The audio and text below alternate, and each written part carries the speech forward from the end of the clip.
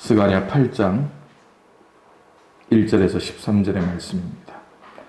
우리 함께 한 목소리로 봉독합니다. 시작. 만군의 여호와의 말씀이 임하여 이르시되 만군의 여호와가 이같이 말하노라. 내가 시온을 위하여 크게 질투하며 그를 위하여 크게 분노함으로 질투하노라. 여호와가 이같이 말하노라. 내가 시온에 돌아와 예루살렘 가운데 거하리니 예루살렘은 진리의 성읍이라 일컫겠고 만군의 여호와의 사는 성산이라 일컫게 되리라. 만군의 여호와가 이같이 말하노라. 예루살렘 길거리에 늙은 남자들과 늙은 여자들이 다시 앉을 것이라. 다 나이가 많으므로 저마다 손에 지팡이를 잡을 것이요 그 성읍 거리에 소녀들이 가득하여 거기에서 뛰놀리라. 만군의 여호와가 이같이 말하노라. 이 일이 그날에 남은 백성의 눈에는 기이하려니와 내 눈에야 어찌 기이하겠느냐. 만군의 여호와의 말이니라. 만군의 여호와가 이같이 말하노라. 보라, 내가 내 백성을 해가 뜨는 땅과 해가 지는 땅에서부터 구원하여 내고 인도하여다가 예루살렘 가운데 거주하게 하리니 그들은 내 백성이 되고 나는 진리와 공의로 그들의 하나님이 되리라. 만군의 여호와가 이같이 말하노라. 만군의 여호와의 집 곧 성전을 건축하려고 그 지대를 쌓던 날에 있었던 선지자들의 입의 말을 이 날에 듣는 너희는 손을 견고히 할지어다. 이 날 전에는 사람도 삭슬 얻지 못하였고 짐승도 삭슬 사람이 원수로 말미암아 평안히 출입하지 못하였으나 내가 모든 사람을 서로 풀어주게 하였느니라. 만군의 여호와의 말씀이니라. 이제는 내가 이 남은 백성을 대하기를 옛날과 같이 아니할 것인즉 곧 평안의 씨앗을 얻을 것이라. 포도나무가 열매를 맺으며 땅이 산물을 내며 하늘은 이슬을 내리니 내가 이 남은 백성으로 이 모든 것을 누리게 하리라.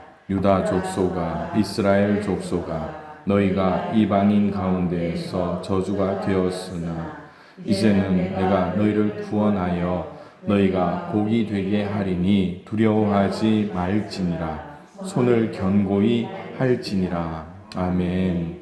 13절 마지막에 두려워하지 말지니라, 손을 견고히 할지니라 라고 말씀합니다. 그래서 오늘 성전 재건에 대한 말씀, 이제 이스라엘의 후반기 역사, 구약의 후반기 역사입니다.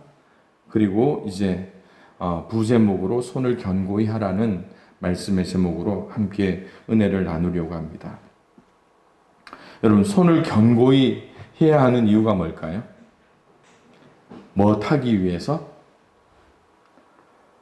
성전을 세울 때 어떻게 해야 됩니까? 우리는 에스라 하셨잖아요. 그때 우리는 뭐 해야 합니까? 뭐라고 해야 됩니까? 예? 하나님, 내가 할게요. 그런데 할게요 할 때 쓱 하는 거예요. 하나님이. 그럴 때 쓱 하면서 손을 견고히 해야 된다는 겁니다. 스가랴는 자신보다 젊은 학계 선지자의 사역에 동참하여서 이스라엘 백성을 격려하는 역할을 합니다. 스가랴와 학계는 유사한 메시지를 전했지만 그 선포의 방식은 서로 달랐어요. 학계는 사람들에게 그들의 현재 상태를 직시하고 변화할 것을 촉구했어요. 그러니까 어떻게 합니까? 그 자리에서 산으로 가서 나무를 베어다가 성전을 건축하라고 직설적인 메시지를 전합니다. 그런데 스가랴는 현재 상태를 넘어서서 새로운 예루살렘을 바라보라라고 말씀하고 있는 겁니다. 그래서 스가랴 선지자는 성전 건축을 통한 예루살렘의 회복을 보여줍니다. 모르겠어요. 여러분, 성경을 우리가 8장 1절부터 13절까지 읽으면서 좀 와닿았던 말씀들이 없나요? 저는 말씀을 읽으면서 우리 권사님들이 어떤 느낌을 받았을까 하는 생각을 했어요. 뭐냐면 2절 말씀부터 4절에 보니까 예루살렘 길거리에 늙은 남자들과 늙은 여자들이 다시 앉을 것이라. 이 말씀을 들을 때 딱 지금 순간을 저는 생각했어요. 무슨 순간입니까? 코로나 이후에 지금까지 모이지도 못했던 그런 일들. 여러분, 작년 저작년에 마을에 잔치할 수 있었습니까? 못했죠. 그런데 예루살렘 길거리에 늙은 남자들과 늙은 여자들이 다시 모인다는 게 뭡니까? 정상으로 돌아온다는 거예요.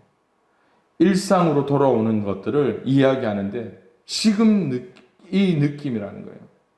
엊그저께 서울을 갔다 왔는데요. 길거리에 걷는 사람들이 좀 낯설어 보이더라고요.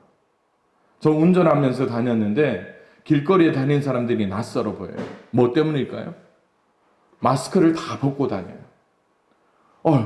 그러니까 차 안에 있는 나만 마스크를 끼고 있더라고요. 그래서 그 모습을 보니까 이제 곧 회복되겠구나. 이럴 때 이 생각을 하는 거예요. 길거리에 늙은 남자들과 늙은 여자들이 다시 앉아. 그리고 5절에 뭐라고 말합니까? 성읍 거리에 소년들과 소녀들이 가득하여 거기에서 뛰놀더라. 이게 회복의 순간. 이제 회복 후에 예루살렘 성을 중심으로 사람들이 모여들 것을 이 스가랴가 선포하고 있다는 거예요. 그러니까 이 사람들의 심령이 어떻습니까? 당장은 이 예루살렘 이 재건이 아직 되지 않았어요. 성전 재건이 되지 않았습니다. 그러나 이들이 일할 동력을 얻는 거예요. 여러분, 지금 10월에 일하시는 분들은 잘 아시겠지만 지금은 뭐 하고 있습니까? 그냥 앙상한 포도나무, 그리고 조금씩 새순 돋는 거 그거 보면서 그냥 힘도 없고 이거 열매도 없고 바닥에 비닐 깔고 그냥 이 차광막 깔고 있지만 머릿속으로 뭐 하는 거예요? 머릿속으로 여기에 포도송이가 주렁주렁 열리면 어떻게 해요? 이 밭에 포도봉지 한 2만 장 딱 싸고 나면 10,000원씩만 계산해도 얼마예요? 8,000원씩만 계산해도 얼마예요? 막 그런 거 하면 어떻게 해요? 자다가도 벌떡 일어나서 들러 가야죠. 전혀 그렇지가 않습니까? 그냥 그러려니 하는 거예요. 그런데 여러분, 그러한 희망 속에 예루살렘에 있는 이 이스라엘 백성들이 보는 건 뭡니까? 벌써 70년 전에 불타버린 성전과 무너져버린 성벽,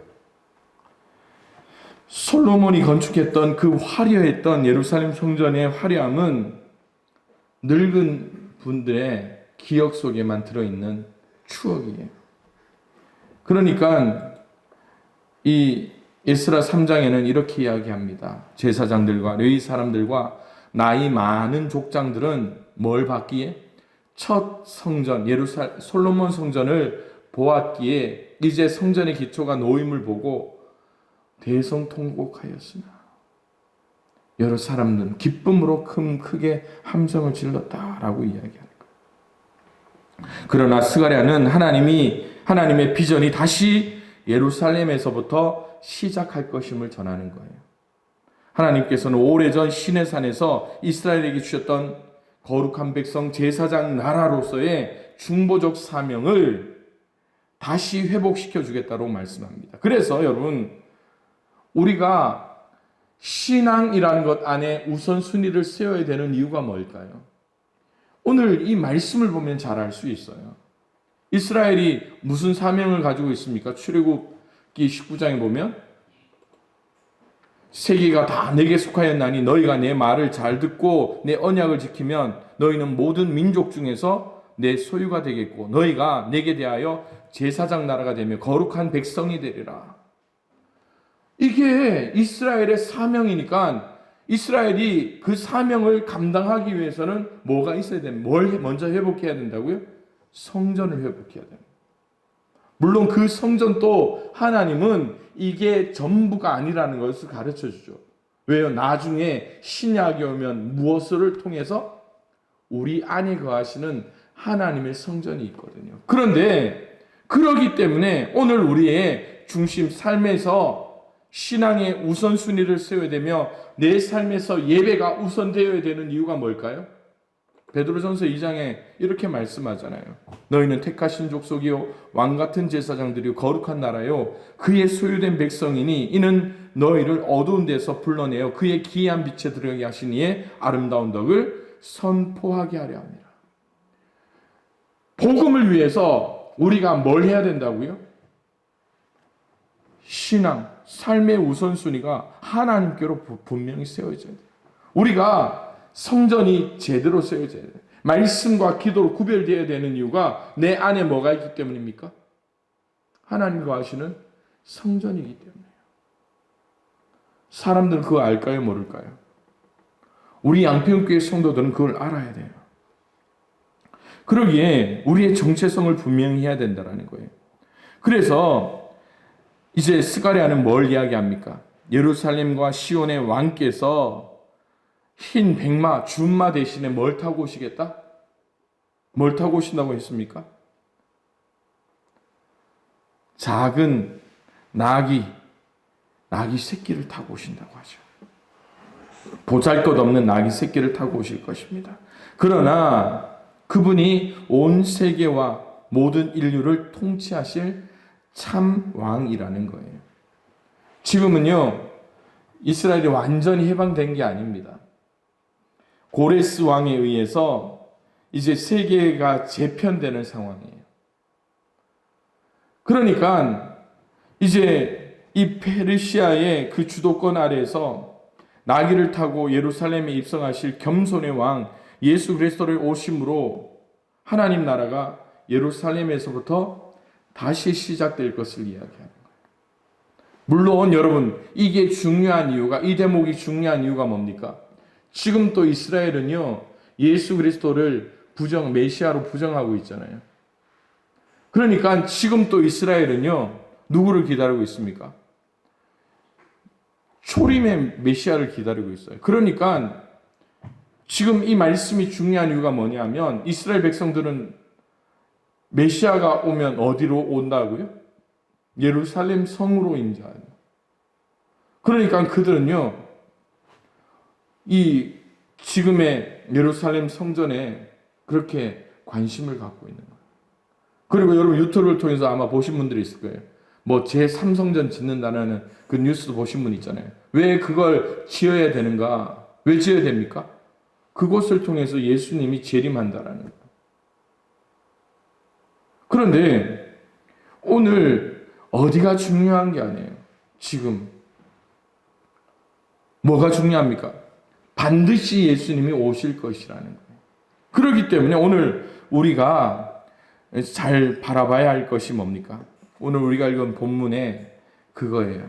너희가 이방인 가운데 저주가 되었었으나 이제는 내가 너희를 구원하여 너희가 복이 되게 하리니 두려워하지 말지니라. 그러기에 어떻게 하라고요? 손을 견고히 할지니라. 손을 견고히 한다라는 것은요, 말 그대로 우리의 손을 견고히 한다라는 겁니다. 그런데 이 말씀의 의미를 보니까 과거 하나님께서 이스라엘 백성이 가나안 정복 전쟁을 앞두고 이스라엘 자손을 인도하는 여호수아에게 모든 정권을 주셨어요. 그런데 이스라엘 백성이 첫 수레에 배가 불렀습니까? 실패합니까? 실패하죠. 어디에서 실패합니까? 어디에서 실패합니까? 이제 말씀을 안 본 지 오래되니까 또 가물가물하죠. 예, 요단강을 건너서 가나안 땅 첫 번째 성이 여리고성입니다. 여리고성에서 이스라엘 백성은 순탄하게 여리고성을 점령합니다. 무엇 때문입니까? 말씀이 있었고 이스라엘 백성은 무엇했기 때문에? 순종했기 때문에. 그런데 그 다음이 문제였죠. 무슨 성입니까? 그렇죠. 어른성이 아니라 아이성. 어린이 주일에 딱 맞는 성이잖아요. 아이성. 작았다라는 거죠. 그러니까 여리고성을 점령한 이스라엘 백성이 어떻게 합니까? 묻지도 않고 자기네들끼리 계획을 짜요. 어떻게 요만큼 매복 놔두고 왔다가 도망갈 때 매복이 들어가서 성을 치면 되겠다. 그런데 거기에서 이스라엘은 실패를 합니다. 한 38명쯤이 사망을 하죠. 그런데 그때 여호수아가 하나님의 군대 장관 앞에 엎드리는 거예요. 그때 그 엎드렸던 그 사건을 손을 견고히 한 그런 문맥과 같다라고 성경은 해석하고 있어요. 사람들은 크나큰 과업이 부여되며 주변의 대적들이 산재할 때 제일 먼저 두려운 마음을 갖게 된다는 거예요. 그러나 이를 극복하지 못하면 결코 그것들을 온전히 이룰 수가 없다는 거예요. 두려움을 극복하기 위해 손을 견고히 하고 여호수아에게 주셨던 말씀이 뭡니까? 마음을 담대히 하며 강할지어다. 그리고 말씀에 서서 좌로나 우로나 치우치지 말라. 그것이 하나님께서 손을 견고하게 하게 하시는 그런 역사거든요. 두려움은 하나님의 백성으로 온전한 믿음의 삶을 살 수 없도록 방해하는 최대의 적. 그러기에 반드시 물리치고 극복해야 할 장애물로 말씀하고 있습니다. 그럴 때 오늘 우리의 모습을 생각해 봐요. 여러분, 어떠한 일들을 할 때 누가 중심이 됩니까? 내가 중심이 되고. 또 어떻게 합니까? 일을 하다 보면 앞서 제가 말씀드렸잖아요. 일이 주인이 되어버리는 거예요. 그러니까 어떻게 해요? 오늘 여기까지 해야지. 그러면서 일에 끌려다니기 시작하는 거예요. 그러다 보면 내 몸이 오버하게 되고 내 몸 건강을 상하게 될 정도로 그렇게 감당하지 못할 때가 있다는 거예요. 그럴 때 여러분, 오늘 여호수아가 했던 것들을 바라보십시오. 여호수아는 분명히 하나님의 사명이 있었어요. 적과 꿀이는 가나안 땅에 대한 점령이에요. 그러나 지금 점령보다 더 우선되는 게 뭐였습니까? 하나님 앞에 엎드리는 거예요. 티끌을 막 덮어쓰면서 하나님 앞에 엎드리는 거예요. 그러기에 오늘 우리에게 우선순위가 뭐라고요? 성전 재건이에요. 예배의 우선입니다. 손을 견고히 해야 된다. 그래서 저는 오늘 말씀을 통해서 하나님의 도구 사명자는 끝까지 겸손함으로 손을 견고히 해야 된다는 것을 여러분들에게 말씀드립니다. 하나님께서는 이방 나라를 통하여 이스라엘을 심판하셨지만 이스라엘을 괴롭힌 이방 나라에 대해서 분노를 발하시며 멸망시키고 예루살렘을 다시 회복시킬 것을 약속합니다. 약속의 시작이 하나님의 질투하심으로 나타나고 있습니다. 그래서 2절에 뭐라고 말합니까? 시온을 위하여, 내가 시온을 위하여 크게 질투하며 그를 위하여 크게 분노함으로 질투하노라. 질투한다라는 말은요, 문자 그대로 질투한다라는 의미와 또한 어떤 일을 위하여 큰 열심을 품는다는 의미가 있답니다. 그런데 분노함으로 질투한다라는 말씀하고 있어요. 이는 예루살렘을 멸망시키고 하나님의 백성들을 괴롭힌 원수들을 말합니다. 성경에서 이 원수들 또한 하나님의 도구예요. 도구는 어떻게 합니까? 그 일을 이루고 나면 버리면 끝나는 거예요. 그런데 이 도구들이 어떻게 합니까? 하나님 앞에 쓰임 받았으면 그걸로 끝내야 되는데 자기들이 주인 노릇을 한다는 거예요. 그래서 이사야서 1장부터 39장까지 보면 뭐합니까? 뭐에 대해서, 애굽에 대해서, 시돈에 대해서, 두로에 대해서 어떻게 하겠다? 심판을 말씀하시는 이유가 그거예요. 다 심판하고 나서 우리가 지금 보는 40장 위의 말씀은 뭡니까? 하나님께서 이스라엘에 대한 회복을 계속 이야기하시는 거예요. 그래서 오늘 우리가 읽었던 말씀이 뭡니까? 우리에게 학자의 귀를, 학자의 입술을, 그러면서 약한 자들을 세우는 일. 그것이 오늘 우리에게 주어진 사명이라는 것을 우리에게 보여주고 있죠. 그러기에 하나님은 이스라엘에 대한 약속이 있기에 하나님은 이스라엘을 버릴 수가 없습니다. 하나님은 시온을 택한 것은 하나님의 뜻을 이루기 위해 택했지만 시온이 부족하다 하여 아주 버리는 것이 아니고 하나님의 뜻을 순종하도록 징벌하시고 회개하고 순종할 때 시온을 위하여 싸워주시고 승리하도록 역사해 주시는 거예요. 그래서 여러분, 우리의 삶에, 우리의 신앙에 아나바다, 뭡니까? 아껴 쓰고, 나눠 쓰고, 바꿔서 쓰고, 다시 쓰는 하나님이 우리를 그렇게 애지중지하고 있다니까요. 한 번 쓰고 버리는 게 아니에요. 제가 지난번에 말씀드렸잖아요. 우리 신앙이 모델하우스가 되면 안 돼요. 모델하우스 얼마나 화려하게 짓습니까? 왜요? 예? 아파트 몇 세대를 짓기 전에 모델하우스를 보면서 사람들이 와 예쁘다 하면서 어떻게 해요? 그 집을 계약해야 되잖아요. 그런데 여러분 잘 아시죠? 모델하우스에 이 집 내가 살겠다라고 이야기하는 사람이 있습니까? 없어요. 왜 없습니까? 모델하우스는요, 계약 끝나면 어떻게 합니까? 다 부숴버려요. 살기 위한 집이 아니에요. 구경하기 위한 집이에요. 오늘 우리의 신앙은요, 구경하기 위한 신앙이 되어서는 안 됩니다. 하나님이 임하시는 그 집이 되기 위해서. 우리의 신앙도 마찬가지죠.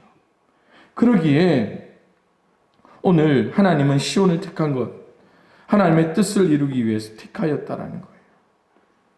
그래서 연단을 통하여 하나님의 사람으로 만들기 위하여 이방 나라 아수르와 바벨론을 심판의 도구로 사용하셨던 것입니다. 그런데 하나님의 도구로 사용되었던 이방 나라들이 이스라엘을 이렇게 앞에 두고 하나님의 도구로서 심판을 행한다는 겸손한 자세가 아니라 오히려 이스라엘의 하나님 여호와를 자신들이 이겼다라고 생각하면서 기고만장하면서 어떻게 합니까? 여호와 하나님을 아주 무능한 신으로, 자기들의 신보다 못한 신으로 취급해버리는 거예요. 그러니까 하나님은 뭘 하시겠다고요? 분노함으로 질투하시겠다. 하나님은 어떤 하나님입니까? 질투하시는 하나님이시다. 우리는 하나님의 도구로서 이방인의 수가 찰 때까지만 허락된 하나님의 자녀들입니다. 이는 하나님의 은혜요 섭리요 역사입니다. 그렇기에 우리를 도구로 삼으신 그 은혜에 감사하며 충성할 뿐 아니라 겸손해야 하는 것입니다. 그리고 그러기에 우리의 삶에 닥치는 시련도 어떻게 하면 됩니까? 낙심하지 말고 이겨내면서 이 시련도 하나님의 목적이 있다는 것을 깨달아야 되는 것이죠. 그러기에 더욱더 주님을 의지하고 겸손함으로 우리의 손을 견고히 할 수 있기를 주님의 이름으로 축원을 드립니다. 두 번째로 회복시켜 주시는 하나님을 의지하는 저와 여러분들이 되기를 원합니다. 손을 견고히 한다. 여러분, 이게 어떤 의미가 있을까요? 손을 견고히 한다. 누군가를 의지하며 붙잡을 때 이게 얼마나 큰 힘이 될까? 회복시켜 주시는 하나님을 우리가 의지한다는 것이 뭘까요? 우리가 힘이 없을 때, 연약할 때 하나님께 팔짱을 끼는 거예요. 손을 붙잡는 거예요. 하나님께서는 시온을 위하여 질투하시고 시온의 백성들을 긍휼히 여기심으로 시온에 돌아오게 하십니다. 그리고 예루살렘 가운데 거하십니다. 그리고 예루살렘은 진리의 성읍으로 성산으로 말씀하십니다. 성산, 시온. 그리고 예루살렘 길가에는 늙은 남자들, 늙은 여자들이 다시 앉을 것이며 거리에는 소년, 소녀들이 가득하여 거기에서 뛰놀게 하신다라고 말씀합니다. 이제 여기에는 시제의 차이가 있습니다. 돌아오신 것은 과거예요. 그런데 하나님이 하시는 것은 언제의 이야기입니까? 미래의 이야기입니다. 그리고 지금 말씀은 지금 선포되고 있어요. 그럴 때 3차원의 언어로 표현된 하나님의 역사지만 어제나 오늘이나 미래, 영원토록 동일하신 하나님으로서 시제의 차이가 없기에 우리는 현재 우리가 읽고 있는 지금으로 볼 수가 있다는 거예요.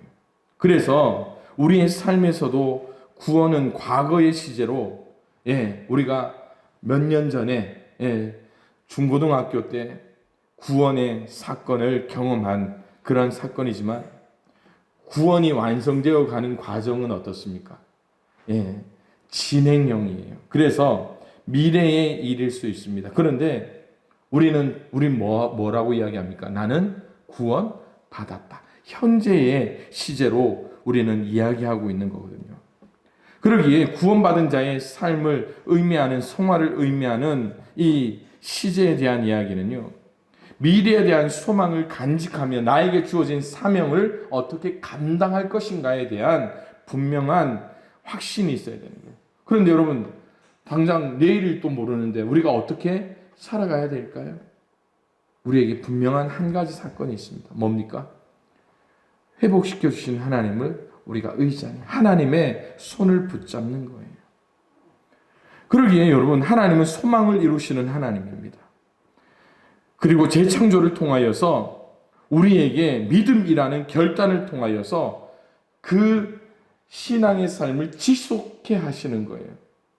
그래서 여러분 고린도전서 15장을 우리는 부활장이라고 이야기해요. 우리가 이번 부활절에도 고린도전서 15장의 말씀을 봤잖아요.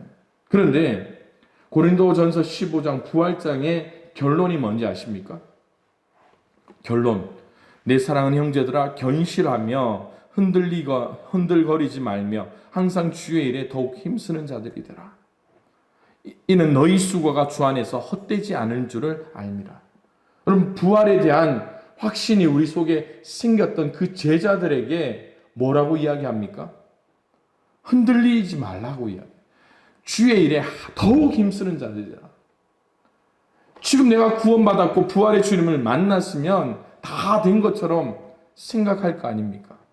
왜? 남들이 경험하지 못한 신앙을 내가 체험했기 때문에. 그런데 이 사도 바울은 그 사도 바울의 제자들에게 이 편지를 읽고 있는 고린도 교회에게 분명히 이야기하는 거예요. 그건 니들이 안다고 해서 흔들거리는 거 아니야. 견고하게 서 있는 것 아니라. 그러니까 여러분 내가 다시 말하는데 부활의 신앙을 가지고 있다 하더라도 견실하며 흔들거리지 말고 항상 주의 일에 더욱 힘쓰는 자리더라. 여러분 오늘 우리 성도들에게도 마찬가지입니다. 코로나 이후에 우리가 신앙을 가지고 있다 하지만 결과적으로 뭐합니까? 우린 괜찮았어 라고 이야기하지만 괜찮았겠냐? 아니에요. 얼마나 많이 뒤로 물려났는가를 우리는 스스로 되돌아봐야 돼요. 예배의 중심, 예배에 대한 준비함이 얼마나 많이 떨어져 있습니까? 우리 귀농하신 우리 추권사님도 여기서 신앙생활 잘하면서 일이 부업처럼 생각하는 거예요. 그런데 이 마음이 이제 포도가 달려있는 순간 그걸 보는 순간 어떻게 됩니까? 어떻게 될까요? 초심을 지키면 참 좋은데 어떻게 될까요? 이 포도 주렁주렁 저 포도가 달려있는 게 아니에요. 10,000원짜리가 줄줄줄 달려있다고 생각해보세요. 그럼요. 그거 보면서 세상 말로 뭐가 뒤집힙니까? 눈이 뒤집히는 거예요. 그럴 때 흔들거리지 말고 항상 주의 일에 더욱 힘쓰는 자들이다. 중심을 잘 잡아야 돼요. 그래서 뭐라고요? 하나님을 의지하면서 하나님 팔짱 잘 끼워야 돼요. 아시겠죠? 그냥 잔소리로 생각하지 마시고. 그러기에 여러분 오늘 성전 재건에 있어서 제일 중요한 게 뭘까요? 우리의 삶에 성전을 다시 세우는 일에 제일 중요한 게 뭘까요? 손을 견고히 하는 거예요. 손을. 예루살렘 성전은 하나님께서 이스라엘과 함께 하심의 구체적인 상징이에요. 성전을 봉헌할 때 낮에 여호와의 구름이 성막 위에 있었고요. 밤에는 불이 그 구름 그 성막 위에 있었던 것처럼 이 솔로몬 성전이 세워질 때 그 성전 안에 하나님의 임재가 구름처럼 얼마나 가득했는가를 여러분 성경을 통해서 알게 되잖아요. 그런데 여러분 이제 이스라엘 백성들이 성전을 재건하라고 일어날 때 많은 선지자들의 예언을 통하여서 주의 뜻을 전하는 거예요. 말씀을 통하여 영적인 힘을 공급받아 흔들리거나 또한 굳건한 믿음으로 두려워하지 말라고 이야기하는 거예요. 그게 뭐 하는 겁니까? 오늘 말씀처럼 손을 견고히 하는 겁니다. 하나님 앞에 바짝 엎드리는 거예요. 하나님 앞에 바짝 엎드리는 거. 이 손을 견고히 하라는 그 말씀을 반복하면서 어떠한 어려움 속에서도 낙심하지 않는 거예요. 두려워하지 않는 거예요. 하나님이 주시는 힘으로 용기를 내라는 말씀입니다. 왜 그럴까요? 우리는 힘이 없기 때문에. 시편 127편에 뭐라고 말합니까? 여호와께서 집을 세우지 않으면 집을 세우는 자의 수고가 헛되고 여호와께서 성을 지키지 않으면 파수꾼의 깨어있음이 허사로다. 내가 아무리 한다고 해서요, 아무것도 안 됩니다. 내가 철통보안, 여러분 대한민국 60만 대군이 이 나라를 지키고 있다고 해도 어떻게 해요? 지난번에 뉴스 보면 알겠죠. 한 사람이 북한에서 넘어왔다가 또 어떻게 해요? 여기 싫다고 또 넘어가 버려요. 사람의 눈은 아무리 껴있다고 해도요, 과학 장비가 있다고 해도 헛겁니다. 그런데 하나님이 지켜주시면 내 삶이에요, 내 삶. 여러분 제 앞에 있는 도영환이라는 사람의 삶을 보면 아시잖아요. 요즘 또 저는 감격해요. 하나님 왜 나를 살려주셨을까? 아직까지 할 일이 있기 때문에. 그런데 그때 제가 회개하면서 하나님 앞에 하나님의 손을 꼭 붙잡았기 때문에 아닌가, 그런 생각도 합니다. 여러분 인간은요, 아픈 상처가 있으면 그 쓴 기억을 버리지 못하고 그것에 얼마나 많은 교훈을 기억하는지 몰라요. 이 일이 왜 일어났을까? 자초지종. 그리고 다시 일어나지 않게 하기 위해서 어떻게 하는가? 그런데 우리는 이런 상처를 주의 말씀과 성령의 역사로 치료받아야 합니다. 하나님의 주권을 인정할 때 우리는 치료를 받을 수 있습니다. 말씀을 통하여 하나님의 주권을 인정해야 하는 거예요. 그리고 하나님의 뜻과 섭리 가운데 고난의 터널을 통과한 기쁨으로 소망을 가질 때에 우리는 하나님의 자녀로 온전히 설 수가 있게 되는 겁니다. 여러분, 손을 견고히 한다. 여호수아가 어떻게 한 거라고요? 하나님 앞에 엎드린 거예요. 어떻게 엎드린 겁니까? 바짝 엎드리는 거예요. 우리 함께 읽어봅시다. 시작. 강하고 담대하라. 두려워하지 말며 놀라지 말라. 내가 어디로 가든지 내 하나님 여호와가 너와 함께 하느니라. 아멘. 회복하시는 하나님, 치료하시는 하나님, 영적인 힘을 공급하시는 하나님, 하나님의 그 세일 가운데 저와 여러분들을 초청하고 있는 거예요. 그러기에 우리의 삶에서 하나님과 동행하며 하나님의 팔짱을 끼고 하나님의 말씀을 받아들이고 순종하여 하나님의 역사를 드러내는 우리 양평교회 모든 성도님들의 삶이 될 수 있기를 주님의 이름으로 축원을 드립니다. 하나님의 도구는 끝까지 겸손해야 합니다. 하나님을 의지해야 합니다. 그리고 손을 견고히 할 수 있는 저와 여러분들의 삶이 되기를, 그럴 때에 하나님의 성전이 다시 우리를 통하여 세워지게 되는 거예요. 우리의 가정 가운데 무너진 예배의 그 성전이 회복될 줄로 믿습니다. 함께 말씀을 생각하며 기도합니다.